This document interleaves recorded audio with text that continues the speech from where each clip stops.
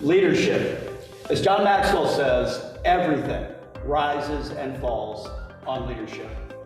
We experience this transcendent truth at home, in the workplace, every day, everywhere in life. When leadership is done best, it unlocks the full God-given potential of all who are following. When it's not done best, all who follow suffer. With this in mind, we initiated the Supreme Leadership Series in 2022 with a simple and transcendent mission: to leave all we come in contact with better than we found them. We started the series with the voice of our generation on the topic of leadership, John Maxwell. John defined leadership and defined leadership when it's done best. We then offered Dr. Ike Reichert and Mike Ray to help leaders assess the values and the talents of those that we would enroll in our vision to join our respective organizations, to ensure that we don't hire just any passerbys. Today, we invite one of the generation's top business leaders and arguably the voice of our generation on the topic of customer service. His simple and brilliant mission helped build two of the best hospitality organizations mankind has ever known. In doing so, he changed the minds and hearts of thousands throughout the world. He's here to share his story and his wisdom. Horst Schulze, welcome. How are you? I didn't even know that I had wisdom. Thank you very much for the introduction. You have a mountain of wisdom, a ton of wisdom. I'm so grateful to have you back here. Thank you. It's good to see you again. So I want you to start a little bit from the beginning with me. We've talked in the past. You were born in Germany. At a very young age, young teenager, somehow, some way, you had this inspiration to work in a hotel, in the hospitality business.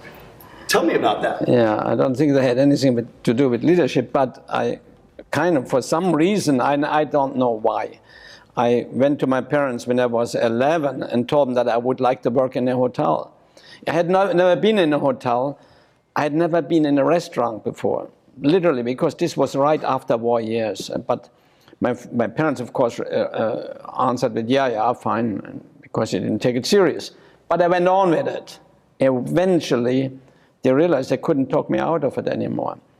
And with 14, I actually left home because my parents found a job in the best hotel in the region, which they were advised that's how to start a career in the hotel business. Unfortunately, it was 100 kilometers away from home. So I left actually home with 14 and let me refer to my first day there because it changed my life. My mother take me there. At the time, that was very far with the train. You have to change a few times and so on there. And the general manager talked to us for a few minutes of the hotel. And he kind of said, look, the guests that are come here are very important, ladies and gentlemen.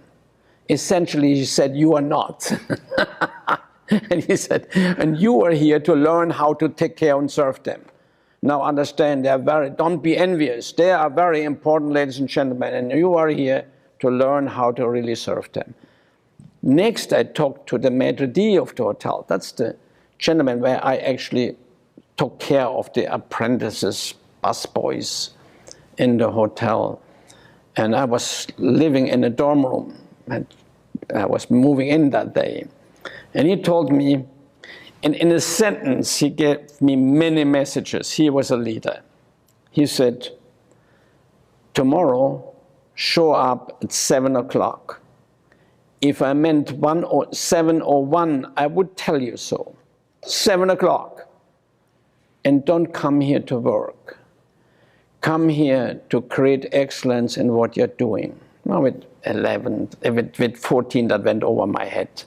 But think about what he said.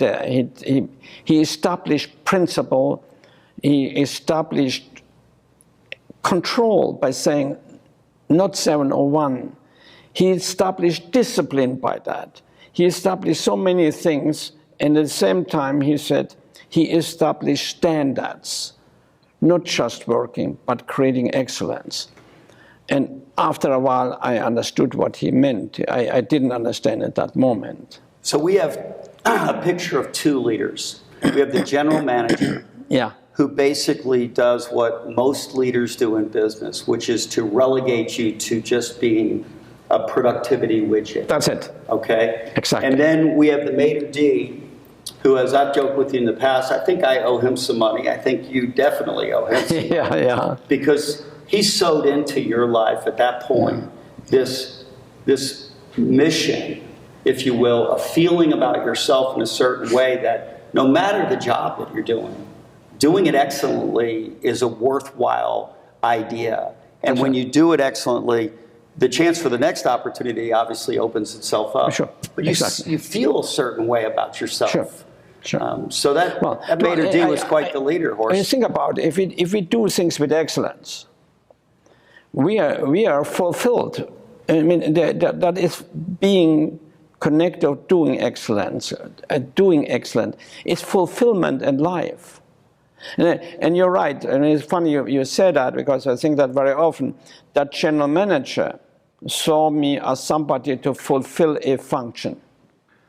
And we do that as organizations, and consequently as leaders. We hire people to fulfill a function. And I always say, look, the chair on which you're sitting is fulfilling a function. But we're dealing with human beings whom we have to honor if they work for us and with us. We have the honor to help them to improve and impact their life positively by being part of something, of creating something excellent. You know, and by being a part, I was with you recently at an awards banquet that you spoke at, and there were 4 people in the room when the awards were given out that wanted to stop and tell you and everyone else there that I grew up working at the Ritz-Carlton. That's right. And they all said differently the same thing, that their experience there was the first time in their life that they had felt like they were valued for the work that they did. And it changed the way they thought about the future of their careers and how they would transfer that service, if you will, that you taught them that was valuable into the lives of another human being. And they were there at the awards banquet, of course, being celebrated for the success that they had. And I remember thinking when I was sitting there that that's when leadership is done best. And that's very fulfilling as a leader, because you have to accept, and the very word leader, I mean, it clearly says, of course, there is self-leadership. Take that away for a moment. It clearly says you are taking somebody somewhere. Now, what is in your mind as the person who is that leader? Taking them somewhere negative or somewhere positive? What is it? It's consequently, being a leader of others, it's not about you. It's again about them. So what is in your mind? Where will you take them? What is your real effort here? And it's not, unfortunately, there is a leadership crisis as far as I'm concerned. There's a lot of good management, mind you. And good managers are successful, most of them. But there's not a lot of good leadership. A manager does things, works on processes, and makes sure that everybody is aligned to the process, everybody is aligned to the controls, to the measurements, and to the production, and so on. But leadership creates an environment in which people are part of the organization and want to do the job that is set out to be done.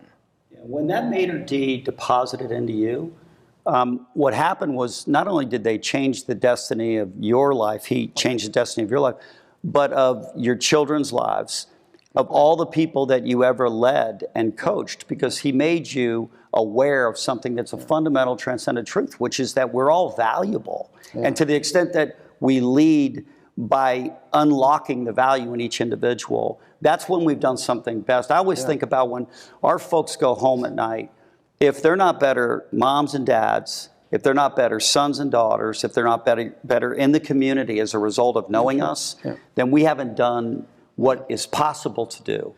Yeah, well, it's very simple.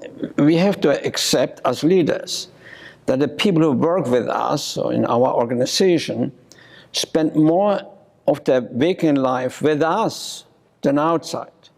Now, how do we handle that? Are we expecting to have terrorism where people just do things, or don't we have a responsibility now to help them to impact their life positively? Adam Smith in a sense said the same thing, but Aristotle said people cannot be fulfilled without purpose and belonging. So, but do we really give them at work, where they spend most of their waking life, mind you, purpose and belonging? Statistics say that we don't as a We don't. workplace. I know we don't. 90% of Americans are disengaged, actively disengaged at work. They're just getting a paycheck. They're not fulfilled. Yeah, because we just gave them a function. That's it. Because they don't feel part of it. Yeah, imagine how happy the kids at home would be, and the pets. Yeah. The pets would be so much happier if dad and mom actually were fulfilled when they finished doing their work. So you come to the States then. Of course, in Germany, you start out cleaning out ashtrays once upon a time when they could smoke in a hotel. You learn how to wash dishes. You learn how to bus tables by hand. Without use machines. Okay. Well, my youngest son claims he's the best dishwasher east of the Mississippi. The family would debate him on that. He's not very good. I beat him. I could beat him. I can too. So, but you come to the States and you go to San Francisco, and you took that lesson that the maitre d' sowed into your life with you. But it wasn't living in you every single day. Tell me about that. Yeah, you remember that. Yeah, it was unbelievable. At this maitre d', mind you, he was an exceptional human being. He was a true leader, an exceptional human being, a real example. It's hard to explain. He lived excellence. Excellence was his second word. And when he did something, but the word, he used that English, he used the word excellence. And he spoke several languages perfect, and I mean, it's just unbelievable. When he did something, that 100% asked us, come here, do you think that is excellent? That was the question. Everything was excellent, and your life had to be excellent, and your intent of life had to be excellent. He questioned, do you have a high intent doing something, an intent of excellence in your undertaking? So the last day when I worked there, he called me and looked me in the eyes after 3.5 years. I went off to work in Switzerland, the whole America line, Switzerland again, Paris, London. Yeah, but before I left, he said, look me in the eye and promised me never to go to work for work. But you always go to work for excellence. And I promised him. And I took off, and the world, I was very young, I knew, I was 18, I left, and I went on and captured the world. And ended up in San Francisco for a year or two. I came here, if somebody would have offered them a job in Zimbabwe, I would have gone there. It so happened it was San Francisco. But I thought, if I'm here 2 years, I stay 2 years, I need a promotion. So when I got back, I can say, I had a promotion, I learned a new language more, and culture, and so on, and continue my career in Europe. And I knew I would get a promotion in the hotel. I worked in the Hilton in San Francisco in the Tenderloin district. I knew I would get a promotion because I saw there were 4 supervisors in room service. I was a room service waiter. I knew I was by far the best waiter there. I knew food, I knew beverages, what went together, how, everything about it. I worked with the best in the world. And the rest just took orders and delivered food. And the manager of room service was German too, so it was obviously I would get the next job, next promotion there. And sure enough, a few months later, a room service supervisor got promoted to restaurant manager. There was my job, very clearly so, and I didn't get it. Somebody else got it. And of course, that showed in my mind at the time that management is quite stupid. And it took me a few months to admit the other guy deserved it more. I forgot excellence. I came to work. And I came early in the morning, a couple of minutes late. No big deal, 3-5 minutes late, what's the big deal? And I was very tired, so I didn't say really good morning, I said, hey. And and we could see from 100 yards that I was tired. The other guy, or when the manager said, some side work over here, folding napkins or whatever, I said, why me? He said, I'm happy to. He said, friendly good morning. He was 5 minutes early. And when I admitted it, I went back to my little furnished room in the Tenderloin district. It was a terrible place.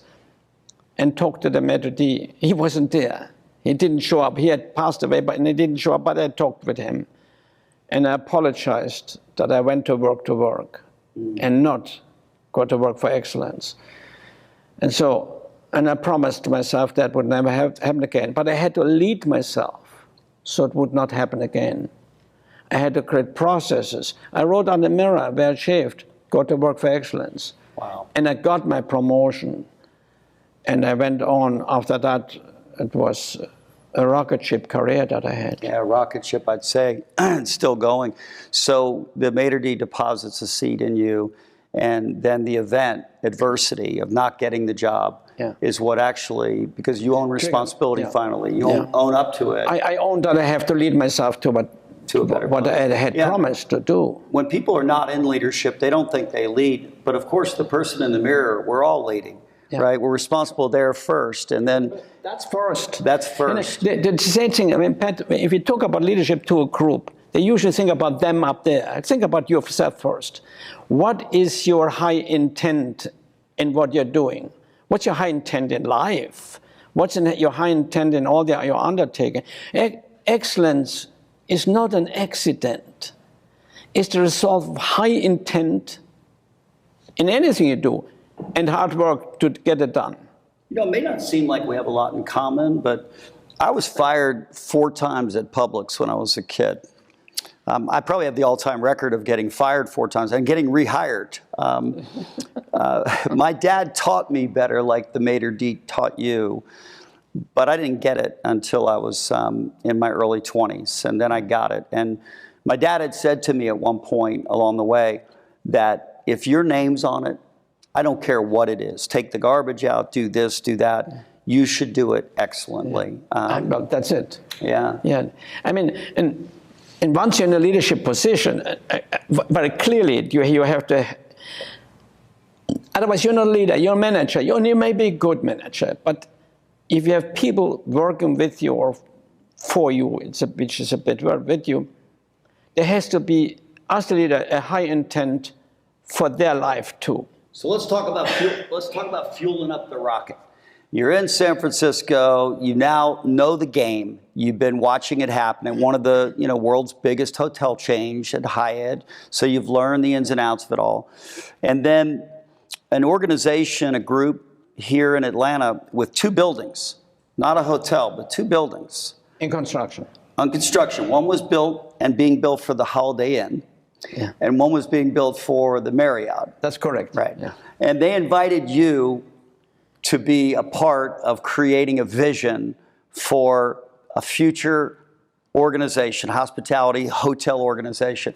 Tell us about the decision to come, how that happened. Well, understand, they could not come to agreement with Holiday Inn and Marriott, contractual. So they decided to create their own brand. Somebody recommended they should, and they said, well, we're not an hotel business. They said, well, hire somebody. For some reason, I was recommended. I worked for Hyatt. I was corporate vice president in Chicago. They came and offered me a job. I wasn't interested, really, but they kind of told me that operationally with that company, they being developers and financial people, I would come in as the operator, and operationally I could do what I want. I said, wait a minute, could I go high end? They said, yes. So I started dreaming. I started dreaming of creating the finest hotel company. Vision, purpose. That's an element, a key element of a leader. You have to have purpose and vision. But after negotiation and many interesting steps, I decided to accept the job.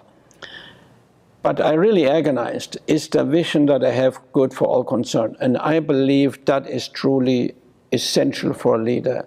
If you have a vision, it's not enough to have a vision for yourself. As the leader, of an organization. The vision has to be good for all concerned. To me, that's elementary in leadership. There has to be a vision. That means you have a destination where you're going to go. Otherwise, you're not leading. Where you're leading to? Where you're leading to has to be clear. To me, that clarity was the best hotel company in the world. But then I had to question myself again, is this good for all concerned? Is this good for the investors? Because that's who I'm going to work for. It had to be good for them. Yes. Is it good for every employee? And I didn't just answer yes, I really looked into it. Yes. Is it good for society as a whole? Yes. Is it good for every customer if I'm going for the best? The answer was clearly yes. In that moment, I, as the leader, had no more right to compromise this. It was very clear. The next step I had to take is, of course, commit myself to it. That's the model: vision, commitment, initiation of the steps that get you there. The question is, how am I going to get there? Initiate this step. And that's where the breakdown happens everywhere. I see it everywhere. Keep on focus on it. And that's where particular managers break down. They don't focus on the vision. They focus on all kind of explanations why this cannot be done or the other can't be done, and which are nothing but excuses. And we talked about the maitre d' having a voice in your life. Yeah. When we talked about this, just you and I, 2 buildings, no hotel, and your vision is to build the best hotel company in the world. It's fascinating. People laughed at me at that time too. Yeah, no, I love it. I just absolutely love it because people need to be involved in something so that their life has purpose. And when you did that, but then the decision to come was really Sherry encouraging you behind the scenes. I was expressing that I wasn't interested in the job at all in Atlanta with this new company. I wasn't interested at all. I had my golden handcuff and so on. But I kept on telling her what I would do if I would take the job. And finally she said, I think you're interested. You keep on talking about, no, I'm not interested. I'm just saying, if I would take, here's what I would do. Well, being Sherry, she prayed very heavy because she could see that I was developing a vision, a dream there, that a door would open, door would close. I was getting confused. Should I take it or should I not take it? And I went to work and something happened very negatively. After I had told these people in Atlanta, I lived in Chicago, don't call me anymore. But something really negative happened that I had a really hard time. How can I keep on reporting to my boss with in integrity thing? And I came home, they called me again. And I started talking to take the job. Now, again, Sherry, my wife, was praying very heavy that the door would close and door would open. And I accepted the job. We moved to Atlanta. And frankly, the first 2 years were disastrous. It was disaster. And I came to the point where I thought, we're not going to make it. And I have to tell you this too, as a follow-up there, we're not going to make it. It's not working. So I didn't tell Sherry for 2 years because we just had a baby. We couldn't sell our house and our home in Chicago. We had a new home here. We had debt, and I didn't want to burden her with more. But now I had to because we reached, I thought, the end with this new situation here. And I sat down with her and I said, Sherry, we made a mistake moving here. And she answered very relaxed. I thought it would be a major shock. She said, why would you argue with God? We prayed on it. And I said, all right, never again in front of you. I won't argue with God. And she questioned me also. Wait a minute, you, the one that always preaches to concentrate and focus on vision and not on excuses. You're now making an excuse. I told her why it would not work. And he said, that's just I said, it's just an explanation. No, she said, you always said there's no such thing. You have to keep on focusing on the vision. Your vision was to create the best hotel company in the world. Why are you thinking about excuses? So what I heard, vision, a lot of businesses owners, the vision is to make as much money as I can possibly make. And as I tell people, if you put that on your business card, it's probably not going to work so well with the people that you're trying to court into the business or the people that you're trying to actually do business with. But so the vision had to be, as what you said, had to be good for everybody. The vision has to be good for it. The vision has to be, the concentration on the vision will make money. If I'm the best in the world, it will make money. And it will serve all employees. And it will serve all customers. And it will serve society. And you know, I find that in number of boards that I belonged to, not present, I said past, belonged to, with all the CEOs there and everybody, we never talk about our product or our employees. We talk about manipulation of money for all intents and purposes, growing this and investing whatever. We never talk about really what makes money. That's our product. Right. And employees that create that product. We're not talking about that. We're not managing it in the boards. It's pretty sad if you think about it. That's why we're doing this series, because we want our folks in leadership and we want our partners to understand that just because your vision and your purpose is holistic and beneficial to everybody that's involved, it doesn't preclude you from making profits financially. In fact, it's what unlocks the maximum profit. In the contrary, it makes the money. It makes the money, yeah. So here you are, you busboy, start your career. You don't get educated at the top hospitality place in Germany. You go to the United States, you get a call, you get 2 buildings that were intended to be hotels for someone else. You have a vision to build the best hotel company in the world. Now you're telling Sherry, I've made a terrible mistake. This is not working out. But because your vision was, you had conviction and she told you and reminded you, then the adversity of the moment, you decided that you would move on, and you did indeed build. I remind you, by the way, you built the Ritz-Carlton Hotel, number one on 5 continents at the same time. You're pretty impressive, dude. Well, sure. No. It's funny that you said that. A couple of years ago, I went Forbes magazine every year has the 5-star award. That means the general manager of the 5-star hotels around the world come together, get their award, and have the black tie affair and so on. I was invited as guest of honor. And the Forbes guy starts off and said, Horst Schulze is in the room. And they all jumped up and screamed and applauded. Did they really applaud me? That's not true.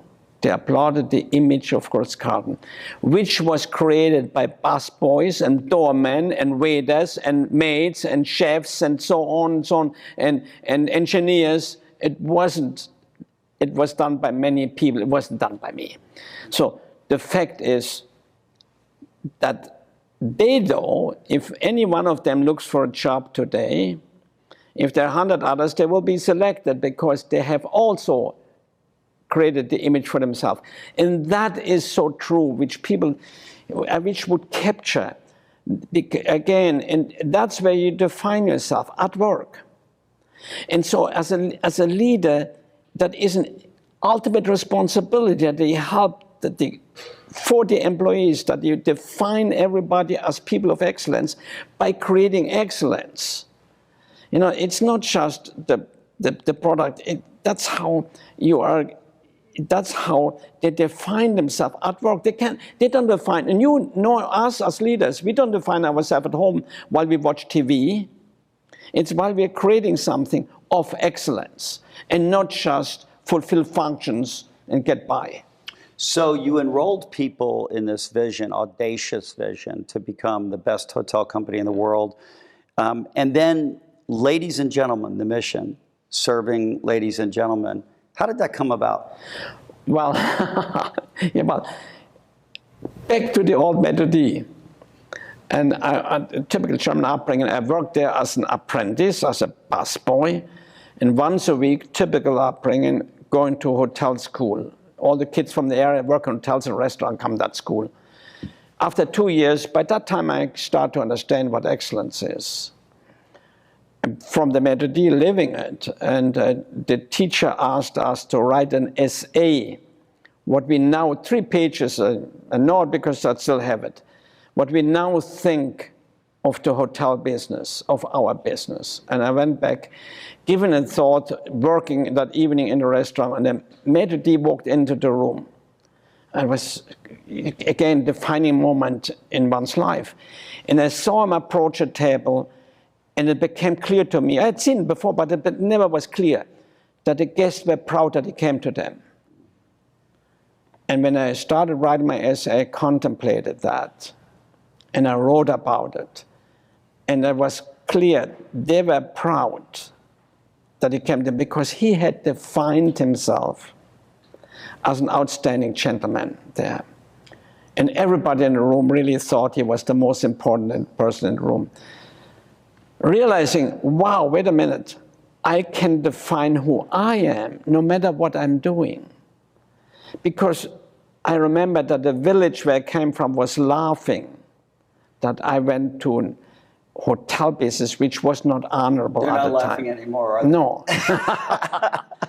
So I realized for the first time I can define myself. And that was an overwhelming thought. And I wrote this essay, and I named this essay, "We are ladies and gentlemen." Serving ladies and gentlemen. Service is our profession. If I do this excellent, I define myself as a lady or gentleman. If I'm not doing excellence, I define myself as a servant. And it was so clear, and I wrote that essay, and it lived with me pretty much. Not so much even what I thought, but I got an A, which I never had before. So, wow, so I kept it. And it was there. As I said, it kind of disappeared, but it woke me up that day when I had to face the reality that I didn't apply leading myself to be excellent. You see, that's it. We have to lead ourselves. We have to do things with high intent. That's the personal leadership. But it has to fit, if there were people, it has to be of value to the people around and to all that it applies. Otherwise, you're not a leader, really, if you don't make sure it applies to all concerned. But if you know it applies to all concerned, you have no moral right to compromise the vision that you have. Wow. And in that, I knew at the time, I had no more moral right. I have to go up for being the best in the world. And you became the best in the world, not once, but twice. Because once the Ritz-Carlton was acquired by Marriott, you started another organization, the Capella Group, which I was sharing last night, that I stayed not knowing that it was your hotel. I should have known, because it was one of the finest places I've ever stayed in the world in Los Cabos. At the what is it, Pedrella? Yes, it is now. It's not a Capella anymore. It was the Capella Los Cabos, yes. Yeah. And it's a fabulous hotel. It was and it is, but it's not a Capella anymore, yeah. Of course, I sold the Capella Hotel Company a couple of years ago, but it is voted #1 in the world. So I may just, get myself into a bit of trouble here, but I kind of cheated a little bit, because I copied as best I could what you were doing. I was blessed to grow up down the street a business from the Ritz-Carlton, and you all were just blazing trails throughout the world doing what you were doing, and we're only a mile away from my office. Yeah. And I needed a playbook desperately, having opened a business that I could copy that fit my heart, and everything you were doing there seemed to do that. So to the extent that I incorporated a person who had worked with you, and really we still use today your surveys at closing, my goodness gracious, still to today, the closings that we transact, 375,000 closings later, we still use the same survey concept that we crafted. I know you told me I owe you money for doing all this. That's true. So talk to us about execution. Because vision, right? Enrolling people in a audacious goal, become the best hotel company, become the best mortgage banking company, be the best real estate company. And then mission, for us, serving others before self, you ladies and gentlemen, serving ladies and gentlemen. But then daily execution. Cultures are different today, but you had 5 different continents of cultures, people that work there and the cultures there, but you had the same motive and the same mission was everywhere. Tell us about execution, specifically about daily lineups. Yeah, well, very important. I mean, we were in 5 continents. When I left, we had over 50 hotels in 5 continents, but and each hotel was the leader in their market segment. And each hotel still had the same culture, organizational culture. And this was possible because, first of all, we identified the 20 non-negotiable points that we knew would, if we do those things superior to the competition, we would be the best in the world. We established that. Driven by customer service, by the way. So we knew that. So those 20 points were non-negotiable. We taught those points the second day of employment. Anybody got employed, we taught those points. So they were very clear. We spent time to explain them and how to lift those points. Following, we were repeating those points ongoing. Today, in every hotel at the same time. Mind you, before every shift, mind you, we're a 24-hour business. So today, they may be teaching point number 12.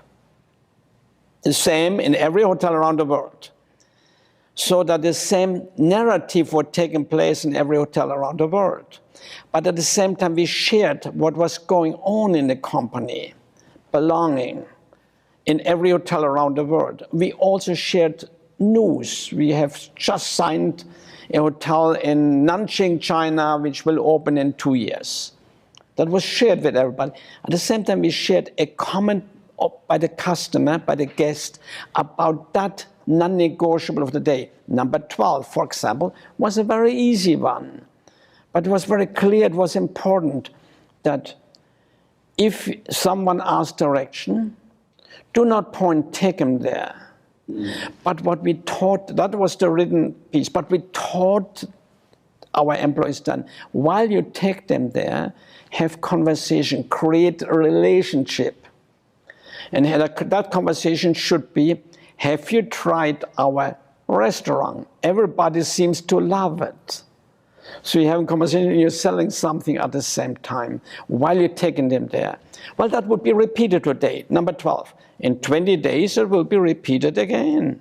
And 20 days again and again. So the 20 non-negotiables were kept front of mind, not just a knowledge, but front of mind, so we would react accordingly. And having this around the world, no matter where. Now, the manager in Shanghai would, or anywhere, they would invariably tell me, well, Horst, it's different here. I said, I know, but the 20 non-negotiables are not different. That's where you live by. And that's why the greatest compliment I could get, and in fact, a friend of mine who checked into Shanghai one day and called me and said, I'm absolutely amazed. I walk into your hotel here, and it's totally different how it looks and it's located and everything. And all Chinese employees, yet I can know in 2 minutes that I am in a Ritz-Carlton. Well, the culture and the thinking and the responses and the knowledge was the same.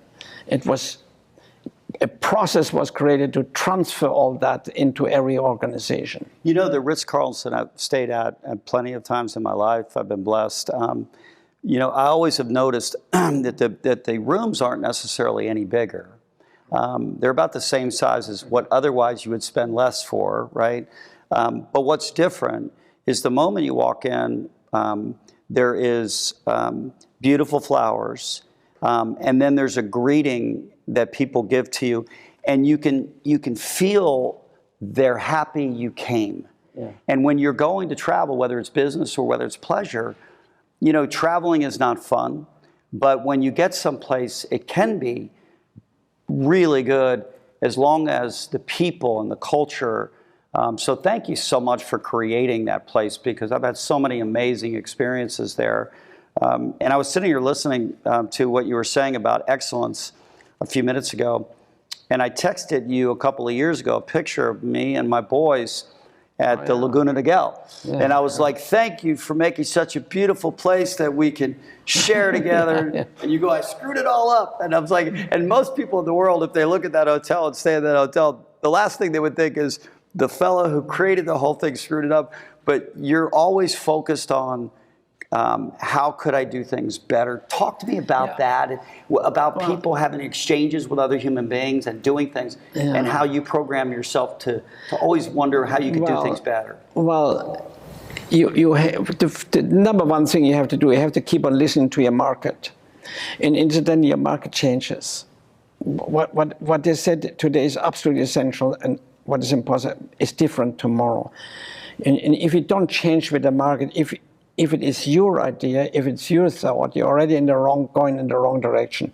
What does the market think? What do they want?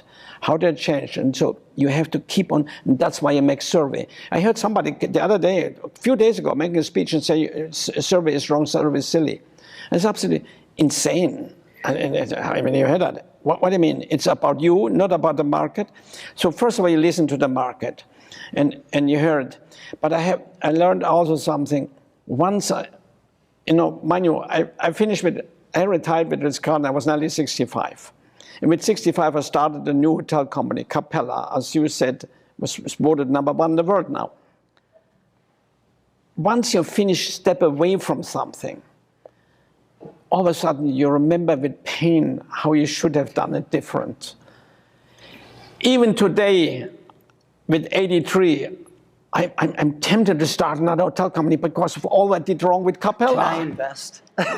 If you start one, let me invest with Capella. Even because you remember when you look back and you're not controlled by the issues of the day, you know what you should be better, and you hear how the market has changed.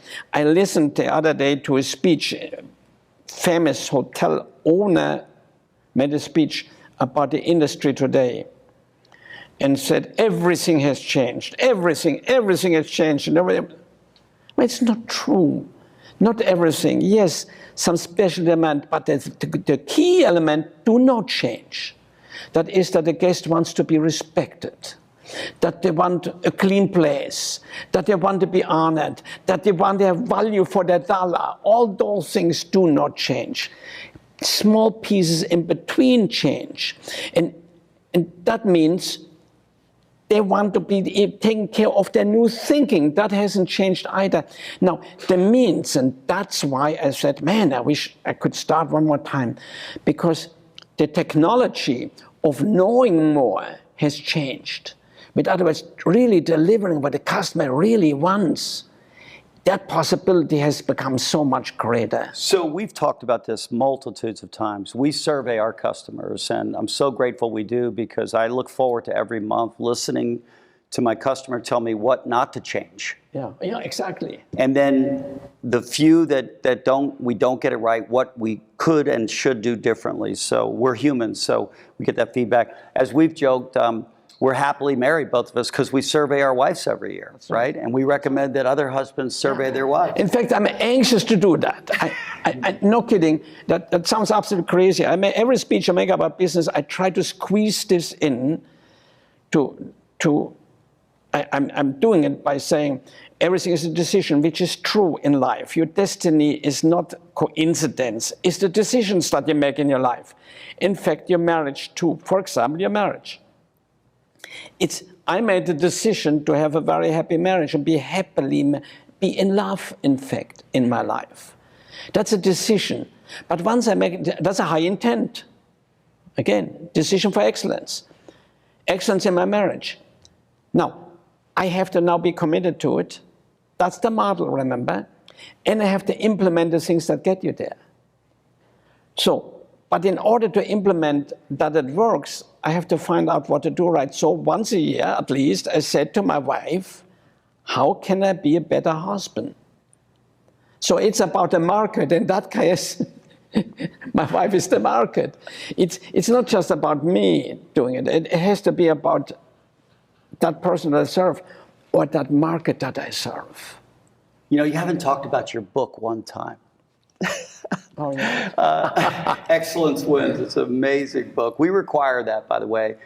There's two books, Excellence Wins and The Energy Bus, that we require. Energy Bus is a culture book by John Gordon. We require those two for every new associate that joins us because we want them to understand that getting on our bus, the Supreme Bus, that they need to bring a certain energy that feeds and fuels everyone else that's around them every single day. We recommend that at home as well, positive energy. And then also, we let them read your book, Excellence Wins. Thank you for writing it because you remind us all in that book. I also think about you probably 2 or 3 days a week because this is going to be on film, but my trainer will know that the shakes that he recommends that I drink like 5 days a week. The other 2 days I sneak over to Chick-fil-A still. And when they are saying goodbye to me, they don't say goodbye. They say, it's my pleasure. And by the way, go ahead. So everyone knows you were an encouragement to Truett Cathy, the founder, on the topic of my pleasure. And he took that little restaurant called Chick-fil-A and turned it into one to the top. Many years ago, I was with a Dan CEO then, and he asked me if I had been in a Chick-fil-A before, and I said sure. And mind you, that's many years ago. They were mostly around Atlanta, and he said yeah, sure. And he said, so what do you think? And I told him, well, then you're the best of a lousy lot, but you guys are not. So I said that about myself too. So okay, and he said, what do you mean? And so we went to Chick-fil-A, and I told them there's certain things that I believe should be adopted there, and mind you, they were better. And what has to be understood, and that is not only in a Chick-fil-A or in a restaurant, related to your business. And I said at dinner time, if we sit in the office and say, let's go for lunch, where do we go? Who do we deal with? Where do we go? In the way we're saying, who are we going to deal with? And are we going to go where the food was good? That's not true. We're going to go where we felt good. That includes the food. That's no different than deal with the mortgage company. Who are you dealing with? The one that gives you no, you deal with it where you felt good. Why is that? Because we trust them. People that made us feel good, we trust. So without any business we're in, we have to create an environment where they just trust us.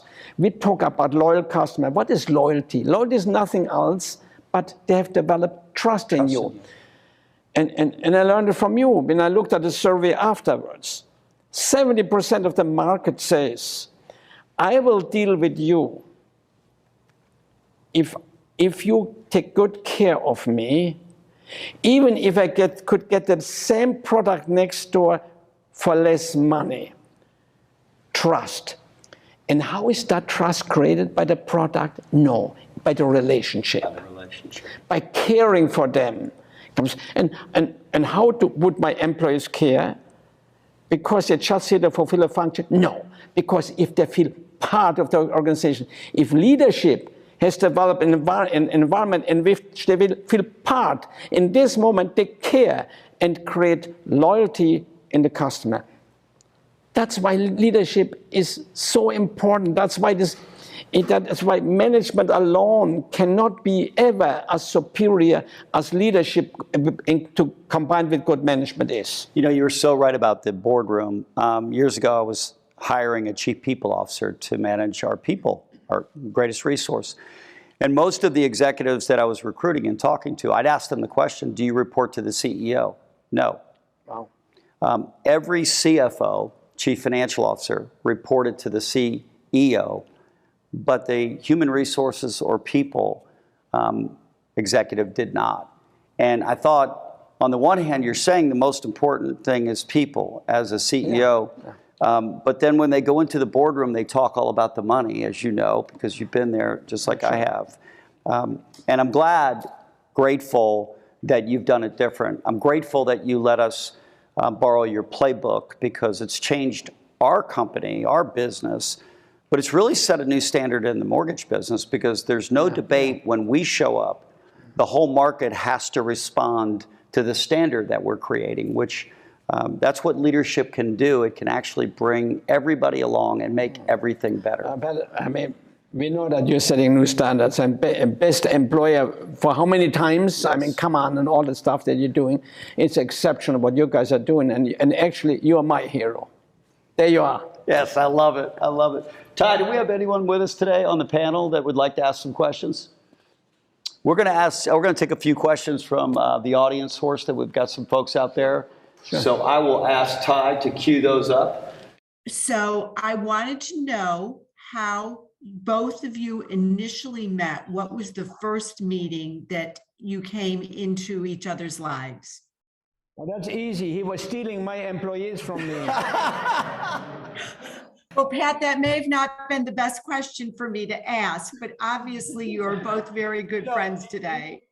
I don't think he liked me up until the time that he actually met me and realized that I was a follower. I was a stalker, Gene. I was actually a stalker. And I also, right before he got mad at me, I told him I had spent hundreds of thousands of dollars at the Ritz-Carlton Hotel. And he said, okay. Okay. So we made peace. Hey, Horst, what a pleasure to hear you again. I could hear you over and over and over again. You know, I have pages of notes again. Thank you for doing our luxury awards ceremony. That was great. You know, we talk about making clients feel good and saying thank you and showing appreciation. So my question was, what are some ideas for saying thank you to affluent people? Agents sometimes think you've got to do something really expensive to really impress them, but I just thought maybe you had some thoughts that people, that affluent people would appreciate, or things that have been done for you, or things you've done for others. So what's the perfect way to say thank you? Well, I wish I had the ideal thought here, but when I just have give you back one little experience that I had, and is when I did move here to Atlanta and look for a home and found a home that we really like and bought it. The agent working with me pretty diligently. My wife still lived in Chicago, so my wife had to come back, and she had to come back again, and so on. So, but we finally decided on a house and bought a house. And when the day when we closed, the agent came the next day to the house and brought us great information, including written and so on, from Atlanta, and several Atlanta specific or Georgia specific little gifts. That was really, that made you feel really good. And it made you, at the time, I thought any gift that she would have given me for the house that would have fit in the house wouldn't have been around. But right. Atlanta, meaning having arrived yet, and it really made us feel good and connected. In fact, I stayed connected with that agent for a long time afterwards, recommended to many people. She recognized we were new here, and in city maps, all kind of things she gave us. Here's where you can go in Atlanta, botanical garden, this and so on. With other words, she said to us, welcome to Atlanta. She got that, you know, not just in a new house, she got who we were. And I felt that was really personalized, because we didn't just buy a new house, we came from outside. So she recognized us personally. And that's very important that we understand that. In fact, more and more, and I hope people hear that, more and more the personalization and individualization in any business becomes essential. In this case, that was individualization and personalization to us. Personalization actually means that you deal with them and call them by name and so on, and recognize them who they are, the person.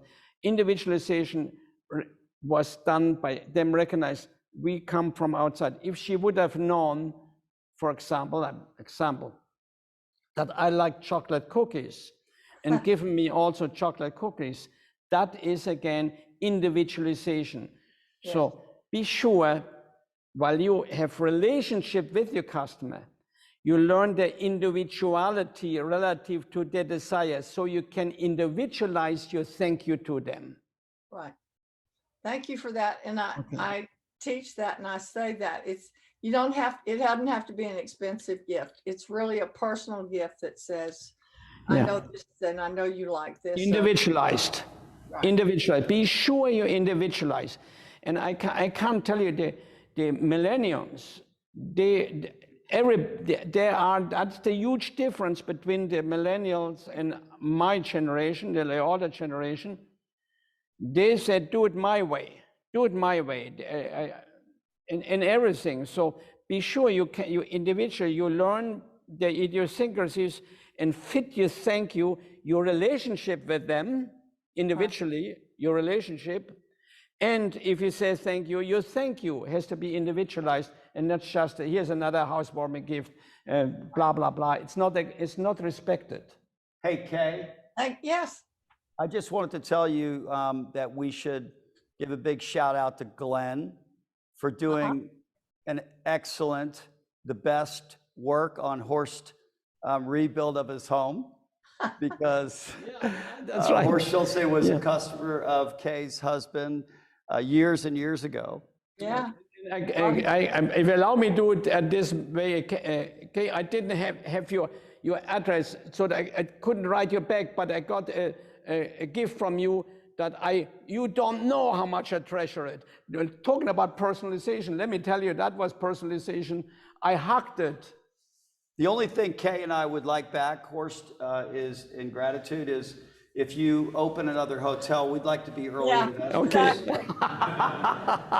like Pat, I've stayed in a number of Ritz-Carltons and Capella, so I'm a fan. And my husband, golly, has been such a fan for so many years. So we thank you for that. But you made my point. I try and get people to, in conversation, build relationships so that they learn more about people and they can customize and personalize, and it doesn't have to be, something overly expensive. Yeah. Thank you for that. We talk again, this individualization and so on, and you heard me say that again, and I talk about excellence all the time. And excellence in the human being, we have to understand, and this relationship, I explain that because of the relationship piece, understand that. Excellence as a human being is if you do your very best in your functioning and how you function. Number two, if you do your very best relationally. Number three, if you do your very best morally and ethically. And in my opinion, number four, if you do your very best spiritually. If you put that together, you talk about a human being of excellence. You're doing your very best. You can't be perfect, but you do your very best. But the thing by which you are judged mostly is the relationship piece. It's not the product where you do your very best for. So it's essential that you learn and teach yourself and lead yourself to be excellent in the very situation in relationship. And the way you do that best is that after relationship moments, that may be a sales meeting, that may be just walking by somebody, those are all relationship moments that you question yourself, how could I have done better? And of course, that relationship, it again, has to be individualized. It is not just my way, it has to fit the situation and the person that you're dealing with. And we have to know that even if it comes, as I said in the end, to give a thank you gift, it has to be individualized. And if you had the right relationship before, but you will know how to individualize it. Horst, you've been amazing again today. I've spent an awful lot of time with you. I've been blessed in the last number of years. And every time I leave feeling inspired to go do a little bit better myself in everything, every part of my life as well. So thank you for helping to build two great companies that I've been involved with. Thanks for creating great places for people to make memories with their families, because we certainly have a lot of those memories.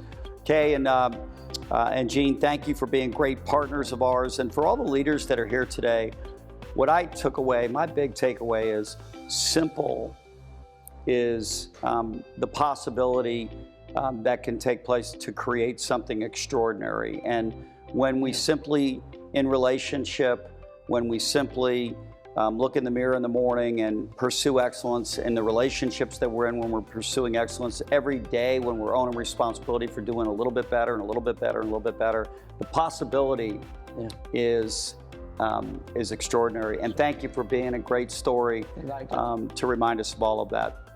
I liked it. We will see you again coming up here soon. John Maxwell is going to rejoin us in the summertime, and we'll continue the Supreme Leadership Series. Thanks for being here today, Horst. Thank you. Thank you.